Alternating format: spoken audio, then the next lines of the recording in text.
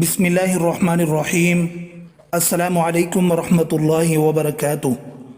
مسلم شریف کی حدیث جس کو اسحاق بن ابی طلحہ نے حضرت انس رضی اللہ عنہ سے روایت کیا ہے، فرماتے ہیں کہ ایک عورت اللہ کے رسول صلی اللہ علیہ وسلم کی خدمت میں سوال کرنے کے لیے حاضر ہوئی۔ وہاں سیدہ عائشہ رضی اللہ عنہا موجود تھیں۔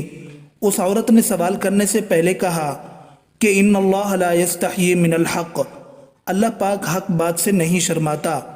پھر عرض کیا کہ یا رسول اللہ صلی اللہ علیہ وسلم، عورت اگر خواب میں وہ دیکھے جو مرد دیکھتا ہے اور اپنے جسم پر وہ دیکھے جو مرد دیکھتا ہے تو وہ کیا کرے؟ یہ سن کر سیدہ عائشہ صدیقہ رضی اللہ عنہا نے فرمایا، اے ام سلیم، تم نے عورتوں کو رسوا کر دیا، تیرے ہاتھ خاک آلود ہوں۔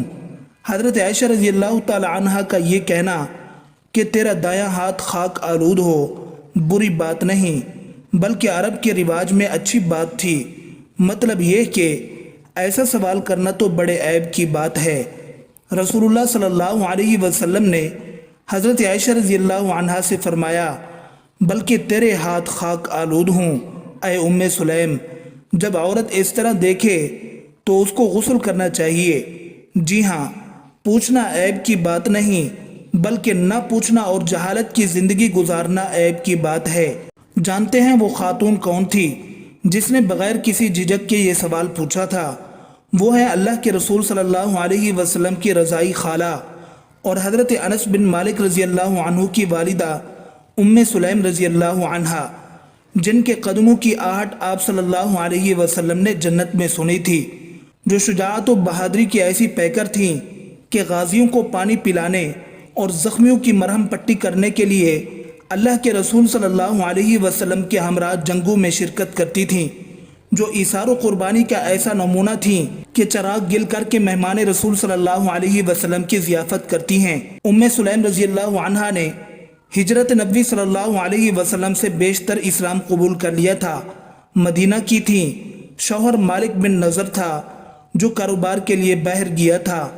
شوہر آیا تو ام سلیم نے اسے اپنے اسلام کے بارے میں بتایا اور اسلام کی دعوت بھی دی۔ اس نے کہا کہ تم بد دین ہو گئی ہو۔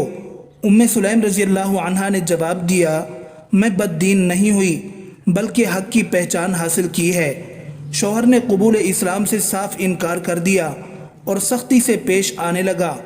ایک دن گھر میں داخل ہوا تو دیکھتا ہے کہ ام سلیم اپنے بیٹے انس رضی اللہ عنہ کو کلمہ شہادت کی تلقین کر رہی ہیں۔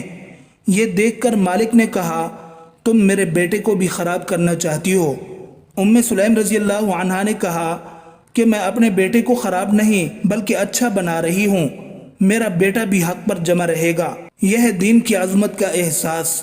چاہے کچھ ہو جائے، ازواجی رشتہ ٹوٹ جائے، وہ گوارا ہے، لیکن دین کا دامن ہاتھ سے چھوٹ جائے یہ گوارا نہیں۔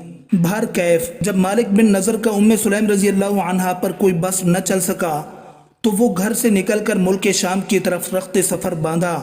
ابھی راستے میں تھا کہ کسی دشمن نے اسے قتل کر دیا۔